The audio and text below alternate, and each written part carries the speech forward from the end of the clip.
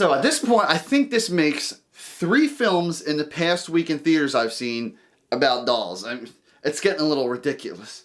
Regardless, this week I'm here to talk about Annabelle Comes Home. Annabelle Comes Home is the 3rd movie in the Annabelle spin-off franchise and making it the 7th film in this Conjuring universe they have going on. This movie stars McKenna Grace as the Warrens' daughter, the characters that were in a bunch of the other Conjuring universe films. She was also young Carol Danvers in Captain Marvel and young Sabrina in The Chilling Adventures of Sabrina on Netflix. It also stars Madison Iseman. People might recognize her from Goosebumps 2, Haunted Halloween, and Jumanji, Welcome to the Jungle. And also, it's not surprising in the slightest bit, but Patrick Wilson and Vera Farmiga do reprise their roles as Ed and Lorraine Warren. Those confused about where this movie takes place in the Conjuring universe timeline, the first Annabelle film takes place in the late 60s, the second Annabelle film takes place in the mid-50s, and this one takes place in the early 70s, 1971, 72, right around there. And most of the film does take place after the events of the first Conjuring movie. So the plot of this film is the stupidest freaking concept I've ever seen. Now, granted, I wasn't a big fan of some of the other spin-offs, The Nun, I haven't seen the first Annabelle movie, actually, I'm going to be honest, but the second Annabelle film took place in this remote orphanage in the middle of nowhere, and The Nun took place at this Roman monastery. It was completely secluded from everything else.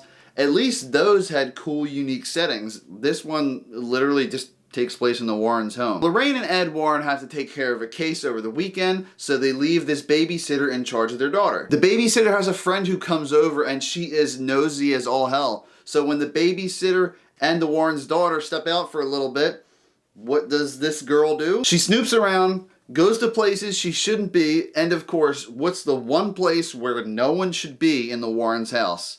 The shrine room. The plot of this film in a nutshell is basically a girl's stupid friend messes with shit despite multiple different warnings and lets all the demons out. So the acting in this film from everyone all around is about as good as you'd really think it would be in a spin-off horror film. The characters are functional, none of them really stand out. Ed and Lorraine Warren are not really there for the most part. And honestly, they're really bleeding this franchise dry.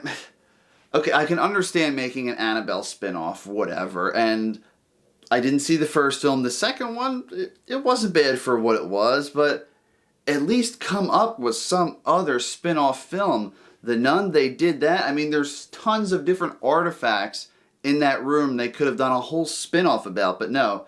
They just have to have some, like, Dark Avengers type shit where all these spirits get let out at once. And if that's a spoiler for you, I'm sorry, but even in the trailers, the girl's just like, what did you touch?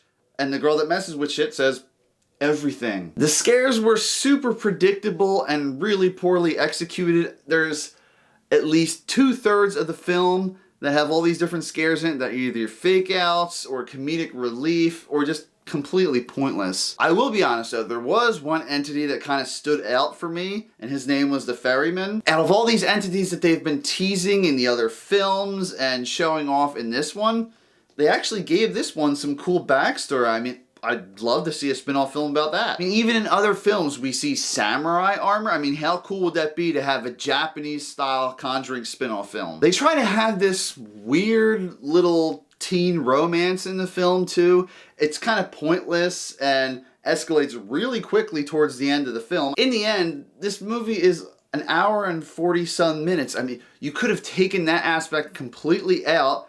The comedic relief wouldn't have been there either. And you could have honestly made this film a solid hour and a half. I mean, it wouldn't have made the film excellent or anything like that, but it still would have made the pacing a little bit better. The past 3 freaking movies that have come out in this universe, this film, Annabelle Comes Home, The Curse of La Llorona, and The Nun, were all garbage. There was only a few little things here and there in all these films that I enjoyed. To wrap up this one, guys, the jump scares were dumb and not effective. The fake outs were stupid. The comedic relief was a waste of time.